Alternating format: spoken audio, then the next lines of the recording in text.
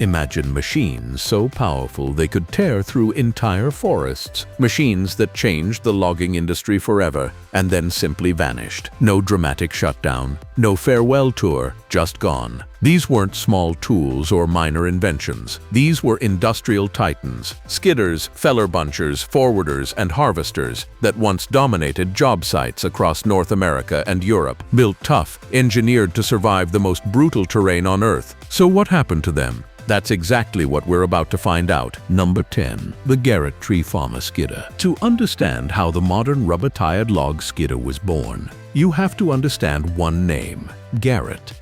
The Garrett Enumclaw Company, based in Enumclaw, Washington, is widely credited with popularizing the rubber-tired log skidder, particularly in the Pacific Northwest of the United States. Their machines were called tree farmers, and the name said everything about who they were built for. These were no-nonsense, stripped-down workhorses. The earliest Garrett tree farmers were powered by small Ford gasoline engines, manual transmissions, and a drive-shaft brake system. They were small and light enough to run on standard farm tractor tires, which made them relatively affordable for independent logging contractors who couldn't justify the cost of a full-tracked machine. Garrett first built a compact model specifically designed for lighter forestry work. As demand grew in the late 1960s, they scaled up to larger rubber-tired models with more horsepower and greater pulling capacity. At the company's peak, Garrett employed 87 local workers and was exporting tree farmer skidders to places as far away as South America and Russia. They were manufacturing the machines not just in Enumclaw, but also in Canada and Sweden. That's the global reach this company had. But the success couldn't last forever. In the mid-1970s, Garrett sold the manufacturing rights to the tree farmer line. The company downsized dramatically, focusing only on parts and service for the next 2.5 decades. Eventually, even that operation wound down. The iconic tree farmer name later passed to Franklin Equipment, which continued the line until their own closure in 2009. The Garrett building in Enumclaw, a physical monument to this legacy, was ultimately demolished to make way for a road extension. A machine that once went to Russia ended its story as rubble on a Washington state sidewalk. Number 9. The Franklin Logger. Speaking of Franklin, this machine deserves its own spotlight. In the mid-1950s, a man named Roger Drake ran a service station and repair shop in Southampton County, Virginia.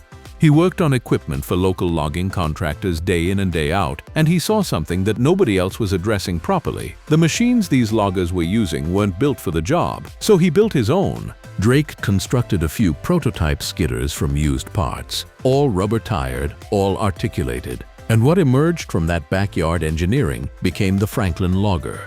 The first production Franklin Logger rolled out in 19... Drake learned fast that forestry is brutal on equipment. The machines needed planetary axles, gear-driven winches, and heavier torque converters. He made those changes and kept going.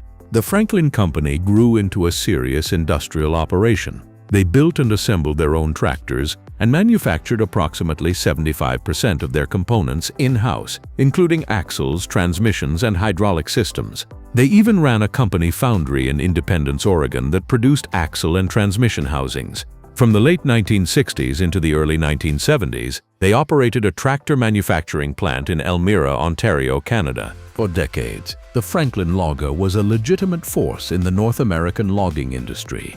As noted earlier, the company also acquired the Tree Farmer brand from Garrett in 1990 and ran both product lines simultaneously. But extreme economic pressures eventually ground the company down.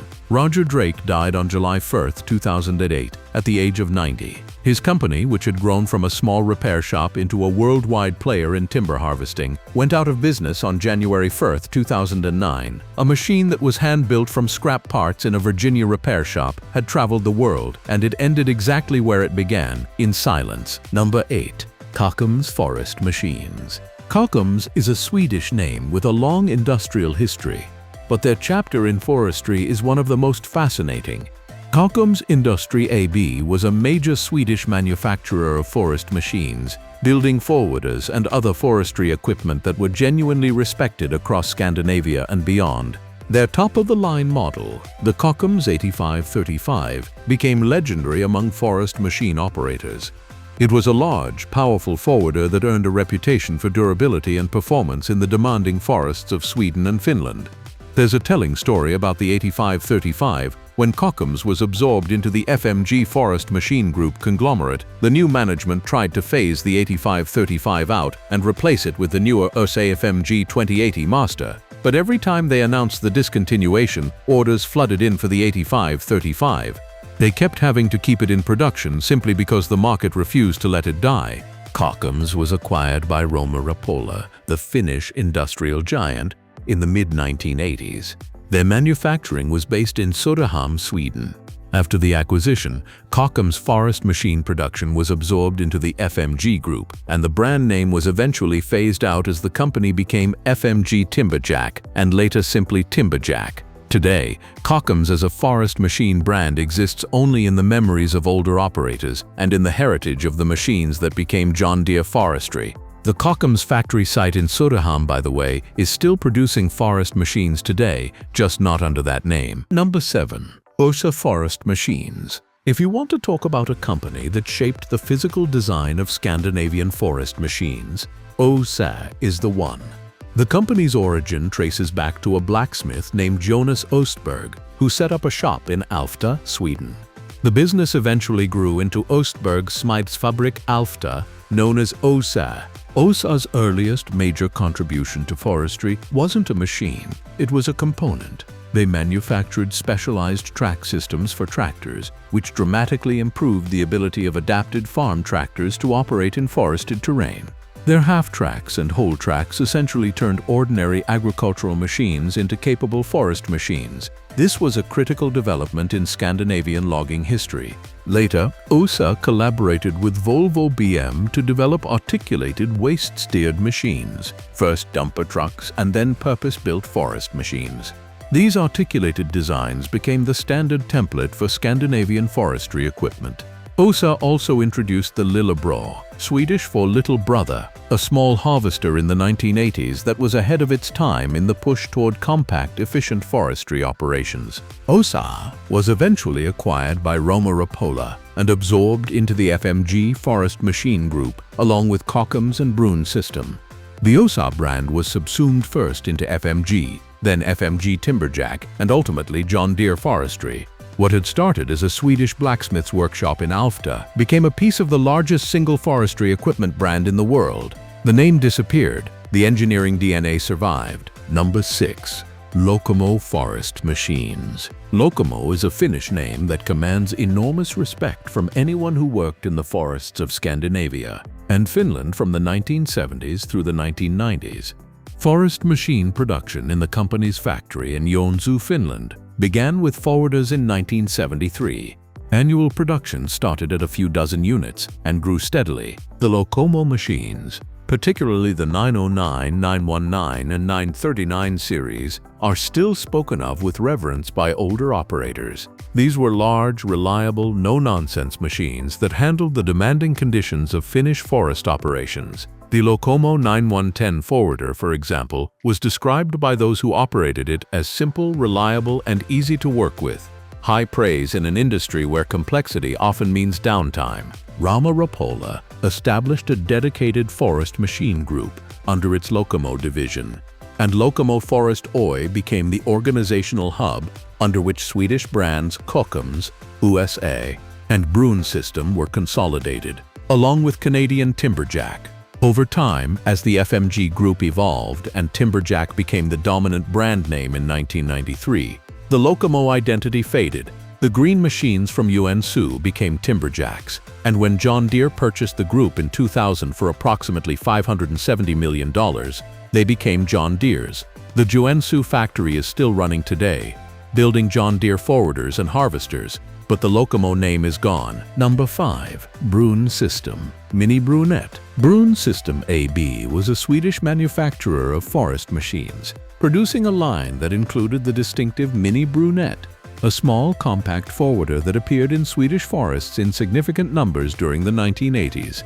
The machine was well known enough to be mentioned alongside Kockums, OSA, and Locomo as one of the established names in Scandinavian forestry. The Mini Brunette, while compact, had its operational quirks. Operators who worked with them recall that they were better than some alternatives but had their own handling challenges. The kind of character that comes with machines designed during a transitional period in forestry engineering. Roma Ripolla acquired Brun System AB and folded it into the same FMG conglomerate that was absorbing Kockums and OSA at the same time. Like those brands, Brun System eventually disappeared into the larger Timberjack identity and is today a footnote in the history of what became John Deere Forestry. Number 4. The Koehring Fellabuncher. Koehring was a major American manufacturer with its roots in the construction equipment business, but the company also entered the forestry market in a serious way with tracked Fellabunchers.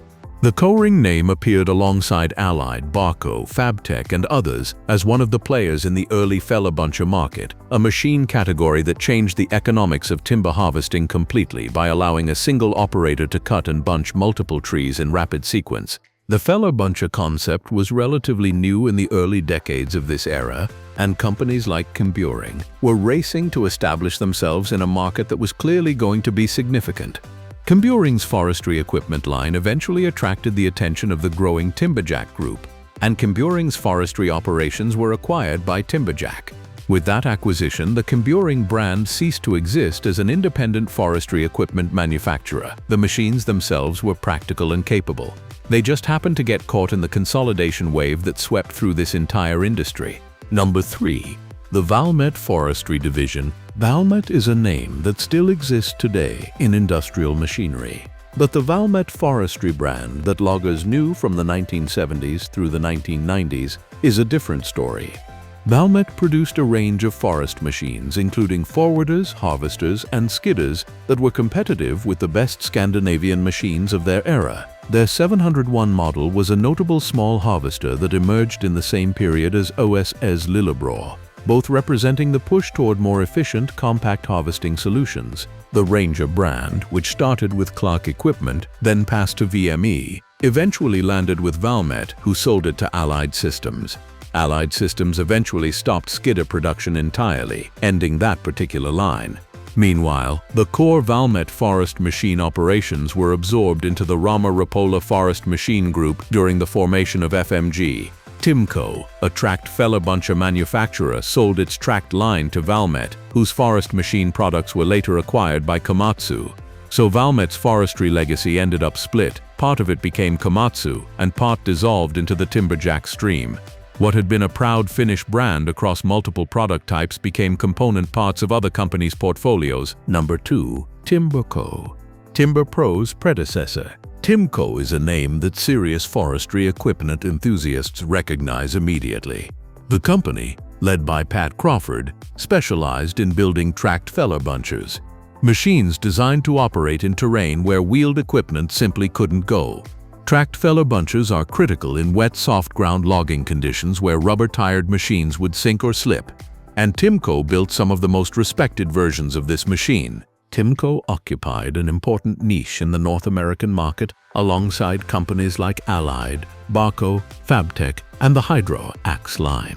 The company eventually sold its tracked Fellabuncher operations to Valmet, and as noted, those assets later moved to Komatsu. However, the Timbco legacy didn't completely disappear. The company eventually resurfaced as Timberpro, which continues to build tracked forestry machines. So while the Timbco brand is technically gone, its engineering DNA survived the transition. It's one of the few cases in this list where the machine lineage continued even as the name didn't. Number 1. Timberjack. There is no more fitting name to top this list than Timberjack, one of the most storied brands in the entire history of forestry machinery, and one of the most significant disappearances the industry has ever seen. Timberjack was founded in Woodstock, Ontario in the 1950s by Wes McGill and Robert Simmons. The two men designed an articulated four-wheel drive tractor with a winch at the back, a configuration that would prove enormously practical for logging operations. They built a prototype, production took off, and Timberjack began its journey to becoming a globally recognized brand. Their traditional color was a bold reddish-orange, which made Timberjack machines immediately identifiable on any job site. The Timberjack 200 series skidder, the first articulated skidder to officially carry the Timberjack name, was released with a 61-horsepower Ford gasoline engine and a list price of $8,925. That machine established the template. The company was acquired by the Eaton Corporation, which ran it as the Forestry Equipment Division through the 1960s, 1970s, and into the early 90s. Then in 1984, Timberjack management executed a leveraged buyout from Eaton, making the company independent again. That independence didn't last long. Roma Rapola's FMG acquired Timberjack in 1989, and by 1993, Timberjack had become the brand name for the entire conglomerate, absorbing the names of Kockums, OSA, Brun system, and Locomo in the process. The reddish-orange was replaced with green, black, and yellow. Timberjack had gone from a small Canadian startup to the organizational identity of an entire Scandinavian and North American forestry machinery empire. In December 1999, John Deere announced they were purchasing Timberjack from Metso Corporation, which had been renamed from Roma Rapola, for $570 million. The deal also included Waratah, a leading manufacturer of heavy-duty harvester heads. John Deere finalized the acquisition in April 2000. The Timberjack factory in Joensuu was renamed John Deere Forestry Oy. And then, at the Forestry Fair in 2006, the Timberjack product line was officially discontinued. John Deere became the largest single brand of forestry equipment in the world. The name that had started in a Canadian workshop in the 1950s survived multiple corporate owners, crossed the Atlantic, absorbed an entire generation of Scandinavian forestry brands, and shaped decades of logging history, was retired. Not with a bang, but with a press release at a trade show. If you found this video interesting, hit the like button.